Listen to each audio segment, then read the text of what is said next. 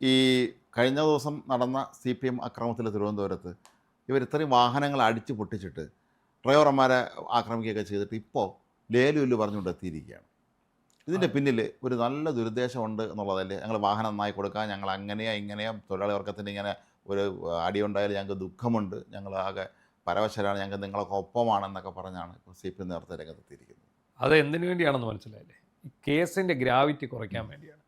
ഇപ്പോൾ ആ കേസിൽ ഉൾപ്പെട്ട ഡ്രൈവർ പറയുകയാണ്, എൻ്റെ വാഹനത്തിന് പറ്റിയ ഇതിൽ എനിക്ക് പരാതിയില്ല എന്ന് പറയാണ്.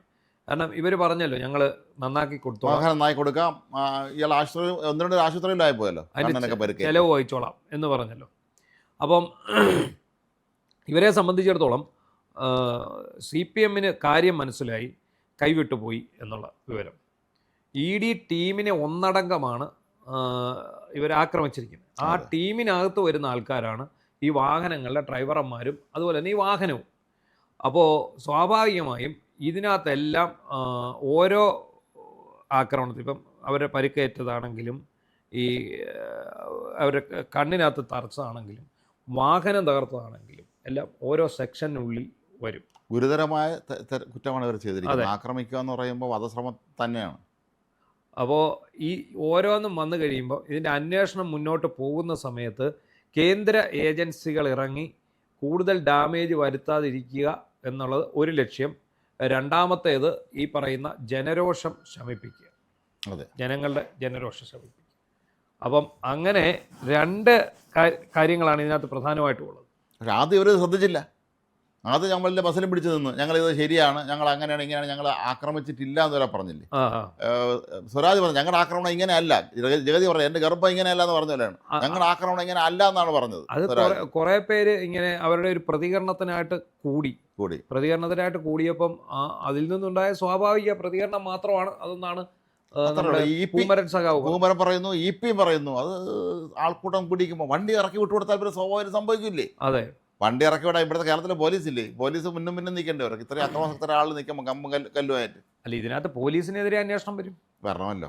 കാരണം എന്താണെന്ന് ചോദിച്ചാൽ 7 IPS ഓഫീസർമാരാണ് അവിടെ ഉണ്ടായിരുന്നത്.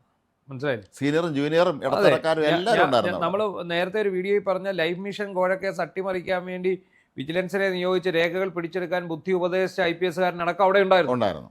അങ്ങനെ 7 IPS ഏമാന്മാർ നിരന്ന് നിൽക്കുമ്പോഴാണ് ഈ വലിയ ആക്രമണം അവിടെ നടക്കുന്നത്. ഇത് കൂടാതെ വൈകുന്നേരത്ത് പ്രതികളെ പിടിക്കാൻ വേണ്ടി പാർട്ടി ഓഫീസിന്റെ മുന്നിൽ തൊഴുതു നിന്നത് ഇവരൊക്കെ തന്നെയായിരുന്നു. ഒന്ന് വിട്ടുതരാമോ എന്ന് ചോദിച്ചിട്ട് പറഞ്ഞത്. അവിടെ ശരിക്കും ഇവർ ചെന്ന് ആദ്യം സല്യൂട്ട് അടിക്കേണ്ട ഒരാളുണ്ട്. ആരാന്നറിയാം? Chaitra Teresa John. ഈ ചൈത്ര തെരേസ ജോണാണ് ഇവിടെ തിരുവനന്തപുരം കൊല്ലത്താണോ CPMന്റെ ഓഫീസിൽ റെയ്ഡ് ചെയ്തത്. ഇവന്മാർ ഗുണ്ടായുസം കാണിച്ചിട്ട് നേരെ ഓഫീസിൽ കയറി അപ്പോഴേ റെയ്ഡ് ചെയ്ത് എല്ലാത്തിനെയും പിടിച്ചു. അവരൊരു പാർട്ടി ഓഫീസാണോ അല്ലെങ്കിൽ പള്ളിയാണോ പട്ടക്കാരനാണോ ഒന്നും നോക്കി. ക്രിമിനൽ ഒളിച്ചുള്ള സ്ഥലമല്ലല്ലോ, പാർട്ടി ഓഫീസല്ലേ. അത് പാർട്ടി ഓഫീസിൽ കയറരുതെന്ന് എവിടെയെങ്കിലും നിയമമുണ്ടോ? അങ്ങനെ ഒരു നിയമം ഇല്ലല്ലോ. പക്ഷേ ഇവർ മുഴുവൻ ഇപ്പോഴും പിണറായി പോലീസാണ്. ഇവർക്ക് ആർക്കും മാനസികമായിട്ട്, കാരണം 10 വർഷമായിട്ട് അടിമകളാണ്. അതെ, ഈ 10 വർഷമായിട്ട് അടിമകളായി നിൽക്കുന്ന ഈ പോലീസാണ് ഇപ്പോഴും കേരളത്തിൻ്റെ ക്രമസമാധാനം നിയന്ത്രിക്കുന്നതെന്ന് ഓർമ്മയാണ്. അതെ, അത് മാറ്റിയിട്ടില്ല.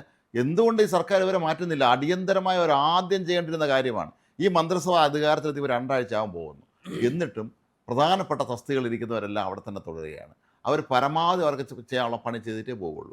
ഈ ചീഫ് സെക്രട്ടറി തന്നെ നമുക്കറിയാം. ചീഫ് സെക്രട്ടറി പിണറായിയുടെ ആദ്യ വിശ്വസനായതുകൊണ്ട് എന്തെല്ലാം കാട്ടിക്കൂട്ടിയ ആളാണെന്ന്. ഈ ചീഫ് സെക്രട്ടറിയെ കൊണ്ടാണ് ഡൽഹിയിൽ ചർച്ചയ്ക്ക് പോയെന്നുള്ള കാര്യം നമ്മൾ ഓർക്കണം. പ്രധാനമന്ത്രി മറ്റുള്ള മന്ത്രിമാരും ഉൾപ്പെടെയുള്ളവരെ കാണാൻ പോയത് ഇയാളെ കൊണ്ടാണ്. അപ്പോൾ ഇതുമായി അവിടെ നടന്ന ചർച്ചകളിലൊക്കെ വിശദാംശങ്ങൾ ആ സെക്കൻഡ് CPM നേരത്തെ അറിയില്ല അവിടെ എന്തൊക്കെയാണ് സംസാരിച്ചെന്നുള്ള കാര്യമൊക്കെ. അത് മാത്രമല്ല, അയാൾ ചാരനായിട്ട് നിൽക്കുകയാണ്. ഈ എത്ര രേഖകളൊക്കെ മാറ്റാം അവിടെ. അതെ, തന്ത്രപ്രധാനപ്പെട്ട രേഖകളെല്ലാം മാറ്റാം. അതുപോലെ തന്നെ പോലീസിൻ്റെ കാര്യത്തിലാണെങ്കിലും പോലീസിലും ഇപ്പോൾ ഇരിക്കുന്ന ഉദ്യോഗസ്ഥർ, ക്രമസമാധാന ചുമതലയുള്ള ADGP അടക്കം പിണറായി വിജയൻ്റെ ഭക്തരാണ്. ഈ ക്രമസമാധാന ചുമതല പോലും അയാൾക്ക് കിട്ടിയത് പല കാര്യങ്ങളും ചെയ്തു കൊടുത്തതിൻ്റെ പ്രത്യുപകാരമായിട്ടാണ് വന്നിരിക്കുന്നത്. കാരണം ഇവരൊക്കെ കൂടി ഒരുപാട് കേസുകൾ അട്ടിമറിച്ചു. നമ്മൾ നേരത്തെ പറഞ്ഞ ലൈഫ് മിഷനെ, സ്വർണ്ണക്കടത്ത് പിന്നെ കേന്ദ്രത്തിൻ്റെ കൂടെ ഒത്താശയോടെയാണ് സ്വർണ്ണക്കടത്ത് കേസ് അട്ടിമറിച്ചത്. അത് എന്തൊക്കെയോ ഭാഗ്യം കൊണ്ടോ ഡീലില്ലാത്തതുകൊണ്ട് മാത്രമാണ് ഈ ED പോലും ഇപ്പൊ ഈ അന്വേഷണമായിട്ട് മുന്നോട്ട് പോകുന്നത്. പോകുന്നത്. പിണറായി ആശ്രിത വത്സലായതുകൊണ്ട് ഈ ആശ്രിതന്മാർക്കെല്ലാം അവർ നല്ല പദവി എടുത്തിരുത്തിയിട്ടുണ്ട്. കൃത്യമായി ഇവർ വിവരങ്ങൾ എത്തിച്ചു കൊടുക്കും. ഒരു സംശയം വേണ്ട അക്കാര്യത്തിൽ. എന്തുകൊണ്ട് വി ഡി സതീശൻ മന്ത്രിസഭ അടിയന്തരമായി ഇക്കാര്യത്തിൽ മാറ്റം വരുത്തുന്നില്ല? അതുപോലെ സസ്പെൻഷനിലായ ഡോക്ടർ അശോകനെ പോലെ അല്ലെങ്കിൽ പ്രശാന്ത് നായരെ പോലെ സത്യസന്ധരായ ഉദ്യോഗസ്ഥന്മാർ, സത്യസന്ധയുടെ പേരിൽ സസ്പെൻഡ് ചെയ്യപ്പെട്ട ഒതുക്കപ്പെട്ട ആളുകൾ എന്തുകൊണ്ട് തിരിച്ചെടുക്കുന്നില്ല എന്നുള്ള ചോദ്യം ഇവിടെ വരികയില്ല. അത് വരികയാണ്. അപ്പോൾ എന്താണെങ്കിലും ഒരു കാര്യം പറയാം. ഇപ്പം ഇവരെ ശ്രമിക്കുന്നത്, CPM ശ്രമിക്കുന്നത്, തങ്ങൾക്ക് വന്നു ചേർന്ന ഈ ദുര്യോഗം, അതിൻ്റെ ഭീകരത അവർ തിരിച്ചറിയുന്നു. EDയെ അവർ ഭയക്കുന്നു. രണ്ട് തരത്തിലാണ്. ഒന്ന്, EDയെ ഇനി ഇവർക്ക് തൊടാൻ പറ്റില്ല. ഇപ്പം ഈ കണ്ട ഷോ ഉണ്ടല്ലോ, ഇനി ഒരു ED റൈഡ് പിണറായിയുടെ വീട്ടിലോ പിണറായിയുടെ മകളെയും കൊണ്ട് പോയാൽ നെഞ്ചും വിരിച്ച് പൊതുവാൾ പറഞ്ഞ പോലെ നിങ്ങളുടെ ജീവൻ കൊടുത്ത് മണ്ഡലം പ്രസിഡന്റ് രക്ഷിക്കും, നിങ്ങൾക്ക് എന്ത് സംഭവിച്ചാലും നിങ്ങളുടെ മണ്ഡലം പ്രസിഡന്റ് സംഭവിക്കരുത് എന്നുള്ള രീതിയിൽ. അപ്പോൾ അങ്ങനെ നിൽക്കുകയായിരുന്നു CPM നേതൃത്വം.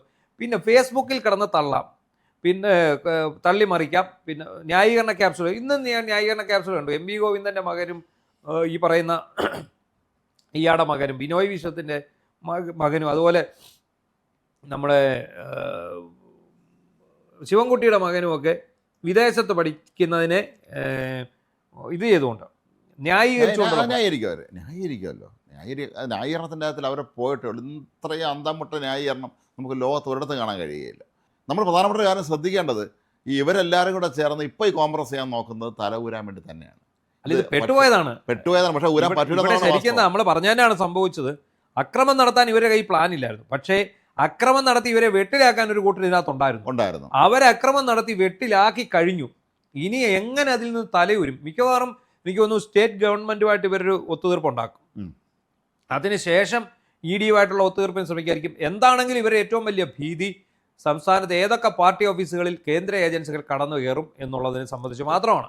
മാത്രമല്ല, അന്ന് വേണമെങ്കിൽ അവിടെ ഉണ്ടായിരുന്ന നേതാക്കന്മാരിൽ കേസെടുക്കാം. അതെ, ഈ പാവപ്പെട്ടന്മാരുടെ പേരിൽ കേസെടുത്തിട്ടുള്ളൂ. ഇവർ പറഞ്ഞ വാക്കും കേട്ട് ഇറങ്ങിയ ആളുടെ പേരിൽ കേസെടുത്തിട്ടുള്ളൂ. അവിടെ കടമ്പള്ളി ഉണ്ടായിരുന്നു, പിന്നെ മേറൂട്ടി ഉണ്ടായിരുന്നു, അതുപോലെ ഗോവിന്ദമാഷ് ഉണ്ടായിരുന്നു. എല്ലാവരും തിരുവനന്തപുരത്തുണ്ടായിരുന്നു. ആ സ്ഥലത്ത് നിൽക്കുന്നുണ്ട്.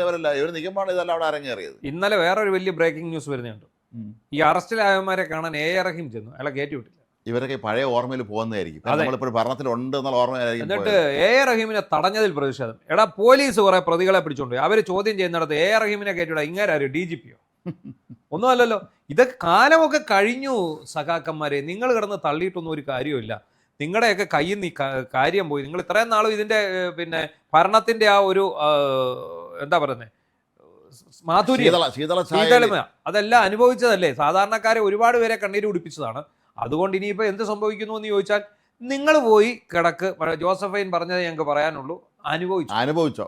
കാരണം പല കമ്മ്യൂണിസ്റ്റ് മുഖ്യമന്ത്രിമാരും കേരളം ഭരിച്ചിട്ടുണ്ട്. അവർ ആരുടെയും പമ്പൊക്കെ വേണ്ടി നിങ്ങൾക്ക് റോഡിൽ ഇറങ്ങേണ്ടി വന്നിട്ടില്ല. ഇതുപോലെ കല്ലേറ് നടത്തേണ്ടി വന്നിട്ടില്ല. അതെ, അവർക്ക് അന്തസ്സായിട്ട് അപ്പോൾ ഒന്ന് ചിലർ ജോലി, ചിലർ വീട്ടമ്മമാരായി ജീവിച്ച് അവർ സ്വസ്ഥമായി പോകുന്നുണ്ട്.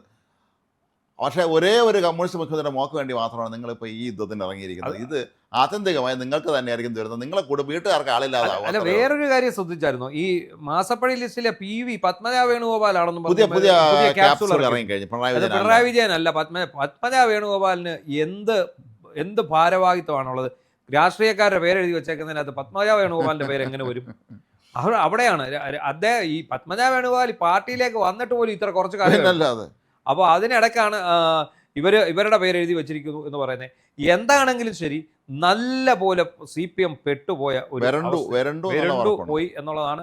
ഇനിയിപ്പോൾ ഒറ്റ മാർഗ്ഗമുള്ളൂ. ഇനി വീണയെ പിടിച്ചോണ്ട് പോവോ, പിണറായി വിജയനെ അകത്താക്കുവോ, എന്നാലും ഇവിടെ ഒന്നും സംഭവിക്കാൻ പോകുന്നില്ല.